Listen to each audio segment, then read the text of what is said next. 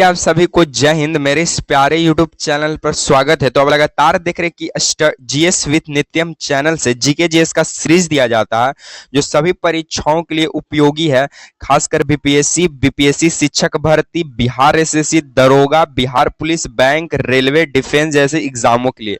और जिस जिस परीक्षाओं में जीके जीएस का सवाल बनता है उन सभी परीक्षाओं के लिए महत्वपूर्ण वीडियो है, क्योंकि यहाँ पे जितने भी क्वेश्चन कराए जाते हैं वो प्रीवियस ईयर पर आधारित होते हैं। तो चलिए आपकी समय की बर्बादी ना करते हुए एक मोटिवेशनल कोट से शुरुआत करते हैं कि रात नहीं ख्वाब बदलता है, मंजिल नहीं कारवां बदलता है। कि वह रात नहीं ख्वाब बदलता है, मंजिल नहीं कारवां बदलता है। जज्बा रखो जीतने का, क्योंकि किस्मत बदले या ना बदले वक्त जरूर बदलता है।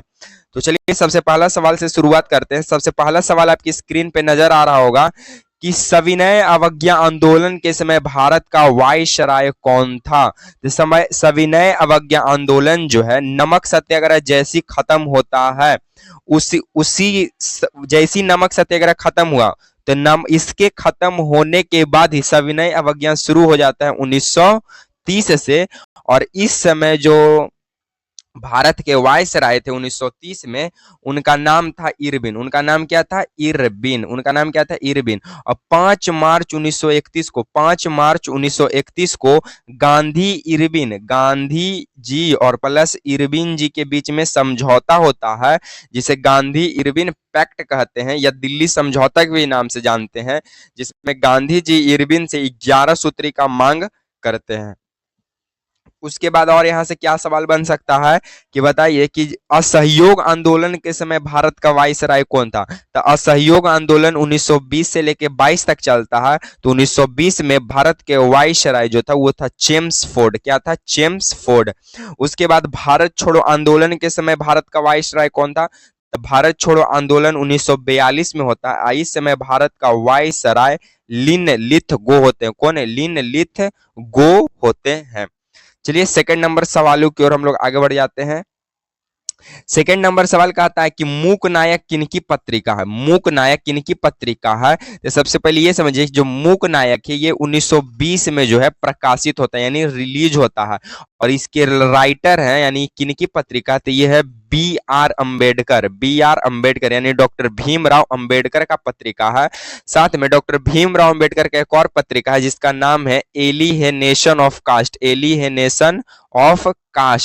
ये भी इन्हीं का पत्रिका है। डॉक्टर भीमराव अंबेडकर को भारत रत्न मिलता है। क्या मिलता है? भारत रत्न मिलता है जाकर 1990 में। उसके बाद डॉक्टर भीमराव अंबेडकर को संविधान का जनक माना जाता है।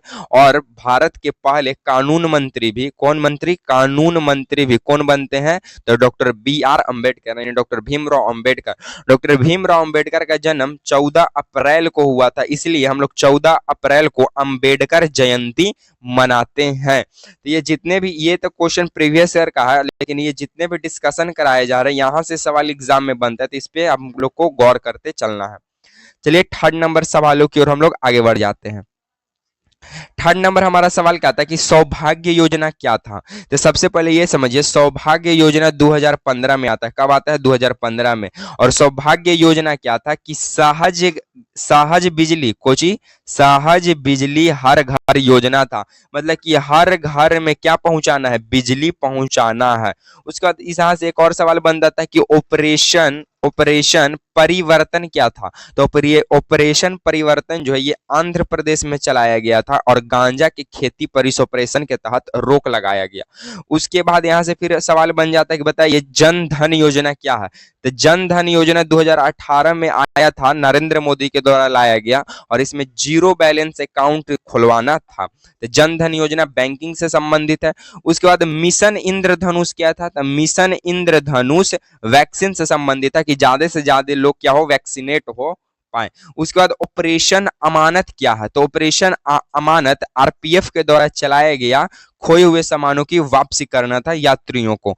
उसके बाद मिशन आहट क्या है? ऑपरेशन आहट क्या है? तो ये भी आरपीएफ के द्वारा चलाया गया था और इसमें तस्करी पर रोक लगाया गया। चलिए चौथा नंबर सवालों की ओर हम लोग आगे बढ़ जाते हैं। चौथा नंबर हमारा सवाल कहता है कि उरी परियोजना किस नदी पर है। तो देखिए उरी परियोजना और साथ में यहाँ से एक और सवाल बनता है तुलबुल परियोजना। कौन परियोजना? तुलबुल परियोजना। ये दोनों परियोजना जो है झेलम नदी पर है। कौन नदी पर? झेलम नदी पर। तो उरी परियोजना और तुलबुल परियोजना कौन नदी पर? झेलम नदी पर।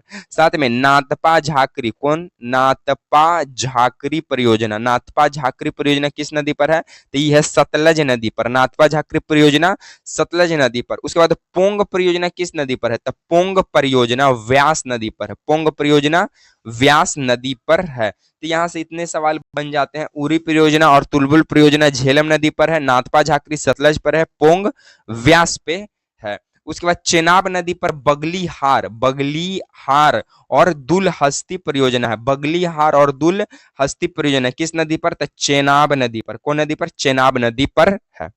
चलिए 5वां नंबर सवालों की ओर हम लोग आगे बढ़ जाते हैं। 5वां नंबर हमारा सवाल क्या कहता है कि भारत का सबसे बड़ा राष्ट्रीय उद्यान कौन सा? तो भारत का सबसे बड़ा राष्ट्रीय उद्यान हेमिस राष्ट्रीय उद्यान। कौन सा राष्ट्रीय उद्यान? हेमिस राष्ट्रीय उद्यान है। और ये कहाँ है? लेह लद्दाख में पड़ता है। लेह लद्दाख में पड़ता है। साथ में लेह लद्दाख में सबसे ज्यादा गर्मी पड़ता है। सबसे ज्यादा गर्मी लेह लद्दाख। उसके बाद सबसे कम वर्षा कहाँ होता है? तो सबसे कम वर्षा भी होता है लेह लद्दाख में, कम वर्षा होता है। उसके बाद यहां से एक और सवाल बन जाएगा कि लद्दाख में कैसा मरुस्थल पाया जाता है? तो लद्दाख में ठंडा मरुस्थल पाया जाता है। कैसा मरुस्थल पाया जाता है? ठंडा मरुस्थल पाया जाता है। चलिए 6ठा नंबर हम लोग सवालों की ओर आगे बढ़ जाते हैं।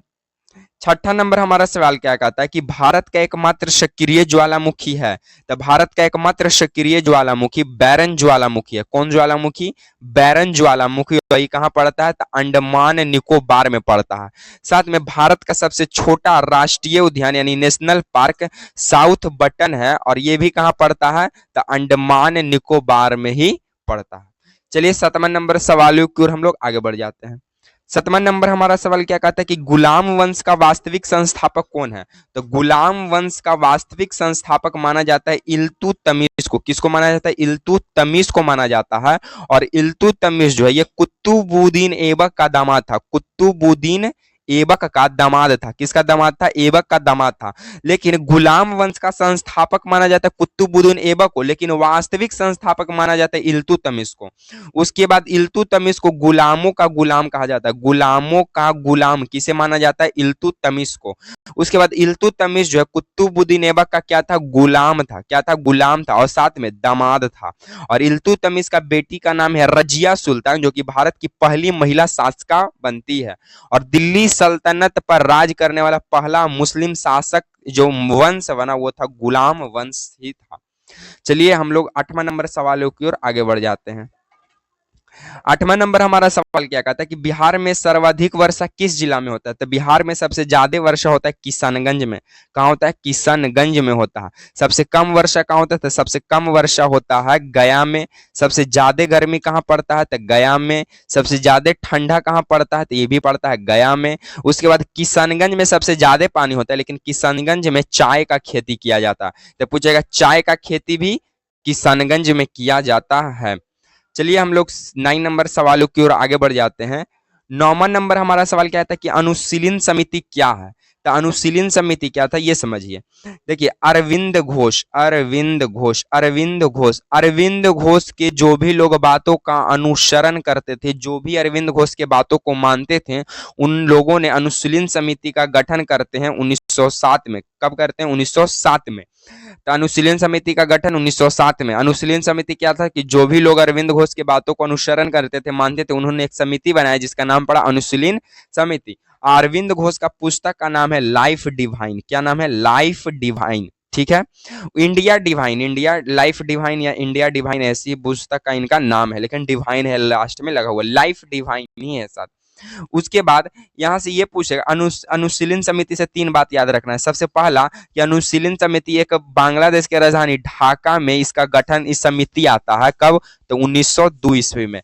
दूसरा, इसका समिति का दूसरा गठन 1902 में होता है कोलकाता में। और तीसरा 1913 में होता है बिहार के पटना जिला में, और इसको करते हैं सत्येंद्र नाथ सन्याल, सत्येंद्र नाथ सन्याल। ये बिहार में कब होता है? 1913 में अनुशीलन समिति का गठन, फिर 1902 में कोलकाता में होता है, और 1902 में बांग्लादेश की राजधानी ढाका में भी होता है। चलिए इस सीरीज का लास्ट क्वेश्चन 10 नंबर की ओर हम लोग आगे बढ़ते हैं। 10वां नंबर हमारा सवाल क्या कहता है कि भारत में कैबिनेट मिशन का आगमन कब होता है। तो सबसे पहले इसमें कैबिनेट मिशन क्या था, तो एक सेकेंड समझिए कैबिनेट मिशन क्या था। तो कैबिनेट मिशन को भारत में लाया गया 24 मार्च 1946 को। कब लाया गया? 24 मार्च 1946 को। कैबिनेट मिशन क्या था कि जब भारत को छोड़कर जब इंग्लैंड वाले यानी अंग्रेज लोग जब जा रहे थे, तो उन्होंने भारतीयों से बोला कि भारत को चलाने के लिए एक हम मिशन लाते हैं, उसी के तहत आप लोग भारत को चलाइएगा। तो इसी को देखते हुए अंग्रेजों ने कैबिनेट मिशन लाया 24 मार्च 1946 को, और इसमें 3 सदस्य थे। कौन सदस्य थे? कुल कितने सदस्य थे? 3 सदस्य थे, जिसमें पहला था पैट्रिक लॉरेंस, दूसरा का नाम था एवी अलेक्जेंडर और तीसरा का नाम था स्टेफोर्ड क्रिप्स, नाम था स्टेफोर्ड क्रिप्स। और उसके बाद इस समिति कैबिनेट मिशन का जो मेन हेड था यानी अध्यक्ष कौन था? तो वो था पैट्रिक लॉरेंस। यहां से एक और सवाल पूछेगा कि क्रिप्स मिशन कब आया था। क्रिप्स मिशन आता है 1942 में, और इसका अध्यक्ष बनते हैं कौन? Stafford Cripps. कौन? Stafford Cripps. तो उसके बाद पूछेगा कि कौन से व्यक्ति रहे जो कैबिनेट मिशन और क्रिप्स मिशन दोनों में अपना भूमिका निभाए, तो वो थे स्टेफोर्ड क्रिप्स। तो आज तक देखिए ये डिस्कशन जितने भी करा रही सभी एग्जामों के लिए महत्वपूर्ण है, तो इस डिस्कशन पर आपको खासकर गौर करना है। अगर आपको वीडियो पसंद आता है तो चैनल को सब्सक्राइब, लाइक एंड शेयर कर दीजिएगा। अगर वीडियो पसंद आता है तो कमेंट करके जरूर बताइएगा कि ये वीडियो आपको कैसा लगा। अगर आप पहली बार चैनल पे विजिट करते हैं तो चैनल को सब्सक्राइब कर दीजिएगा। इसी तरह के वीडियो के साथ आपसे मिलेंगे नेक्स्ट वीडियो में, तब तक के लिए आप सभी को जय हिंद।